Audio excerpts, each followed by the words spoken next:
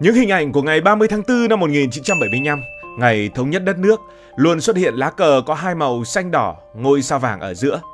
Học lịch sử, xem nhiều phim lịch sử, nhưng bạn đã bao giờ tự hỏi tại sao lại là lá cờ này chứ không phải là cờ đỏ sao vàng bình thường hay chưa? Đây là lá cờ của ai? Của tổ chức nào? Câu chuyện sẽ đưa chúng ta tới với Mặt trận Dân tộc Giải phóng miền Nam Việt Nam. Để hiểu được lý do tại sao Mặt trận Dân tộc Giải phóng miền Nam Việt Nam ra đời, cần nhìn lại những năm tháng đầy biến động sau Hiệp định Geneva. Hiệp định này ký năm 1954, tạm chia đất nước Việt Nam của chúng ta thành hai miền, với cam kết tổ chức tổng tuyển cử thống nhất. Tuy nhiên, hy vọng hòa bình nhanh chóng tan biến khi Mỹ nhảy vào thay thế Pháp, dựng lên chính quyền Ngô Đình Diệm ở miền Nam. Với sự hậu thuẫn của Mỹ, Diệm từ chối tổng tuyển cử và phát động chiến dịch tố cộng, diệt cộng tàn bạo. Hàng chục ngàn cựu binh Việt Minh, những người từng kháng chiến chống Pháp, bị truy lùng, tra tấn và sát hại. Không khí miền Nam ngột ngạt, đẫm máu, nhưng lòng yêu nước của nhân dân không bao giờ bị dập tắt. Giữa cơn bão đàn áp, phong trào đồng khởi bùng nổ, khởi đầu từ Bến Tre và lan tỏa khắp Nam Bộ. Nông dân với vũ khí thô sơ như trông tre, dao dựa đã đứng lên phá tan khu chủ mật, những trại tập trung do Diệm lập ra để kiểm soát dân chúng. Phong trào này không chỉ là những cuộc nổi dậy tự phát mà còn là minh chứng cho sức mạnh của quần chúng và nhu cầu cấp bách về một tổ chức thống nhất. Tại Đại hội Đảng lần thứ 3 vào tháng 9 năm 1960, Đảng quyết định thành lập một mặt trận dân tộc rộng rãi ở miền Nam, tập hợp mọi lực lượng yêu nước để lãnh đạo cách mạng. Quyết định này đặt nền móng cho sự ra đời của Mặt trận Dân tộc Giải phóng miền Nam Việt Nam, mở ra một chương mới trong cuộc đấu tranh giải phóng. Vào cuối năm 1960, trong một hội nghị bí mật giữa vùng rừng núi Tây Ninh, Mặt trận Dân tộc Giải phóng miền Nam Việt Nam chính thức được thành lập. Sự kiện này không chỉ là một tuyên ngôn chính trị mà còn là một lời cam kết của nhân dân miền Nam. Nhân dân miền Nam sẽ tự quyết định số phận của mình, bất chấp mọi đàn áp.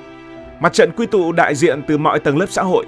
Có những người nông dân, có công nhân, có trí thức, có nhân sĩ yêu nước, có các dân tộc thiểu số như Khmer, Cham, có đủ các tôn giáo. Chủ tịch đầu tiên, luật sư Nguyễn Hữu Thọ, một trí thức từng bị giam cầm vì chống chính quyền Diệm, trở thành biểu tượng của tinh thần đoàn kết, vượt qua rào cản giai cấp và tín ngưỡng. Lời kêu gọi đoàn kết của mặt trận vang vọng khắp nơi, từ làng quê đến đô thị, khơi dậy niềm tin vào một tương lai tươi sáng. Lá cờ mặt trận được dương cao, trở thành biểu tượng của hy vọng và lòng quả cảm. Tháng 4 năm 1975, dưới sự lãnh đạo của Đảng và sự phối hợp của mặt trận, Quân Giải phóng mở chiến dịch Hồ Chí Minh. Ngày 30 tháng 4 năm 1975, lá cờ mặt trận tung bay trên dinh Độc Lập, đánh dấu thắng lợi hoàn toàn của cuộc kháng chiến chống Mỹ. Mục tiêu giải phóng miền Nam, thống nhất đất nước mà mặt trận đề ra từ ngày thành lập đã trở thành hiện thực. Khoảnh khắc lịch sử ấy không chỉ là niềm vui của nhân dân Việt Nam, mà còn là biểu tượng cho chiến thắng của các dân tộc bị áp bức trên thế giới. Nhưng cụ thể hơn, vì sao phải thành lập mặt trận và vì sao phải sử dụng lá cờ này?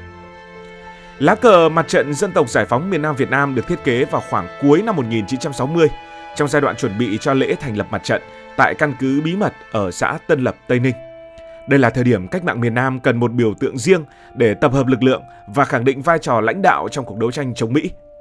Theo các tài liệu lịch sử, quá trình sáng tạo diễn ra dưới sự chỉ đạo của Ủy ban Trung ương Mặt trận và sự tham gia của các nhân sĩ trí thức, nhưng hiện chưa rõ ai là tác giả cụ thể của lá cờ này. Việc sản xuất lá cờ diễn ra trong điều kiện vô cùng khó khăn. Tại các vùng giải phóng, những người thợ may, chủ yếu là thành viên của Hội Phụ nữ Giải phóng, dùng vải xanh, đỏ, vàng để may cờ bằng tay. Họ làm việc bí mật dưới sự đe dọa của những cuộc càn quét từ chính quyền Sài Gòn. Dù thiếu thốn vật liệu, lá cờ vẫn được hoàn thành và nhanh chóng xuất hiện khắp nơi, từ chiến trường rừng sâu đến những cuộc biểu tình ở đô thị. Sự ra đời của lá cờ không chỉ là thành tựu tổ chức mà còn là minh chứng cho tinh thần sáng tạo và quyết tâm của nhân dân miền Nam. Lá cờ có thiết kế gồm hai màu nền, màu xanh ở nửa trên, màu đỏ ở nửa dưới và một ngôi sao vàng 5 cánh ở giữa. Mỗi chi tiết đều mang ý nghĩa sâu sắc, phản ánh mục tiêu và lý tưởng của mặt trận. Màu xanh là gì? Màu xanh tượng trưng cho hòa bình, độc lập và khát vọng tự do, gợi hình ảnh của núi rừng, của đồng bằng Nam Bộ, nơi cách mạng bén rễ. Nó cũng thể hiện tinh thần trung lập nhằm tranh thủ sự ủng hộ quốc tế. Màu đỏ đại diện cho máu của hàng triệu người đã hy sinh trong cuộc đấu tranh chống ngoại xâm, từ kháng chiến chống Pháp đến chống Mỹ, đồng thời phản ánh ý chí cách mạng kiên cường. Ngôi sao vàng với 5 cánh là biểu tượng của sự đoàn kết giữa các tầng lớp nhân dân, nông dân, công nhân, trí thức, tư sản dân tộc và các dân tộc thiểu số đều dưới ngọn cờ của mặt trận. Bố cục tổng thể của lá cờ tạo ra sự hài hòa và dễ nhận diện. Màu xanh và đỏ cân bằng thể hiện sự kết nối giữa mục tiêu ngắn hạn là giải phóng miền Nam và mục tiêu dài hạn là thống nhất đất nước. Ngôi sao vàng ở trung tâm như ngọn đuốc soi đường, mang hy vọng về một tương lai tươi sáng. Thiết kế đơn giản nhưng mạnh mẽ, giúp lá cờ dễ sản xuất và cũng dễ phổ biến, ngay cả trong những điều kiện thiếu thốn nhất. Hơn thế, lá cờ không chỉ là biểu tượng chính trị mà còn là nguồn cảm hứng, khơi dậy niềm tin và lòng quả cảm của nhân dân miền Nam. Nhưng tại sao lại chọn cờ mặt trận thay vì cờ đỏ sao vàng trong những trận đánh, trong những chiến dịch, trong những cuộc biểu tình? Trong các trận đánh chống Mỹ và chính quyền Việt Nam Cộng Hòa, lá cờ mặt trận dân tộc giải phóng miền Nam Việt Nam được sử dụng rộng rãi thay vì cờ đỏ sao vàng, biểu tượng của Việt Nam Dân Chủ Cộng Hòa, tức là miền Bắc. Quyết định này không phải ngẫu nhiên mà xuất phát từ những tính toán chiến lược phù hợp với bối cảnh chính trị, quân sự và ngoại giao của cách mạng miền Nam. Trước hết, lá cờ này giúp khẳng định tính chính danh của Mặt trận Dân tộc Giải phóng miền Nam Việt Nam như một lực lượng độc lập đại diện cho ý chí của nhân dân miền Nam. Mỹ và chính quyền Sài Gòn thường tuyên truyền rằng cuộc chiến ở miền Nam là cuộc xâm lược từ miền Bắc, một lời tuyên truyền giả dối. Việc sử dụng một lá cờ riêng nhấn mạnh rằng đây là cuộc đấu tranh của chính người miền Nam do mặt trận lãnh đạo, từ đó bác bỏ luận điệu xuyên tạc của đối phương. Lá cờ xanh đỏ kết hợp với sao vàng trở thành biểu tượng của sự tự chủ gắn liền với các vùng giải phóng và phong trào của chính nhân dân miền Nam. Thứ hai, lá cờ mặt trận đóng vai trò quan trọng trong việc tập hợp lực lượng rộng rãi. Mặt trận Dân tộc Giải phóng miền Nam Việt Nam ra đời với mục tiêu đoàn kết mọi tầng lớp, bao gồm cả những người yêu nước nhưng không theo tư tưởng cộng sản như tri thức, tư sản dân tộc và những tín đồ tôn giáo. Cờ đỏ sao vàng dù thiêng liêng lại gắn liền với miền Bắc có thể gây e ngại cho một số nhóm. Thiết kế trung tính của lá cờ mặt trận với thông điệp hòa bình và độc lập dễ dàng thu hút sự ủng hộ từ các lực lượng này, tạo nên một khối đại đoàn kết mạnh mẽ. Và thứ ba, lá cờ mang lại lợi thế ngoại giao trên trường quốc tế. Trong bối cảnh chiến tranh lạnh, mặt trận cần tranh thủ sự ủng hộ từ các nước không liên kết, phong trào phản chiến ở phương Tây và các tổ chức quốc tế. Một lá cờ riêng không gắn với hình ảnh của miền Bắc giúp mặt trận xuất hiện như một lực lượng đấu tranh vì độc lập dân tộc. Tại Hội nghị Paris, lá cờ của mặt trận, sau này là quốc kỳ của Chính phủ Cách mạng lâm thời Cộng hòa miền Nam Việt Nam, được công nhận ngang hàng với các bên đàm phán khác, củng cố vị thế quốc tế của cách mạng miền Nam. Cuối cùng, lá cờ mặt trận phù hợp với tình hình chiến trường. Quân giải phóng miền Nam hoạt động dưới danh nghĩa Mặt trận Dân tộc Giải phóng miền Nam Việt Nam với mục tiêu lật đổ chính quyền Sài Gòn và chống Mỹ. Lá cờ xanh đỏ là biểu tượng trực tiếp của lực lượng này, thể hiện sự hiện diện của cách mạng ngay tại miền Nam.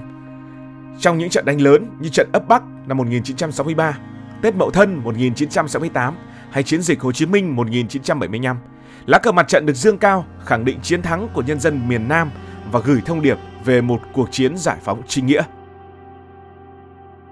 Lá cờ này không chỉ là biểu tượng mà còn là nguồn động lực mạnh mẽ cho quân và dân miền Nam. Trên chiến trường, từ những trận đánh du kích đến những chiến dịch lớn, chiến sĩ quân giải phóng mang theo lá cờ dương cao trên chiến hào như biểu tượng của lòng quả cảm.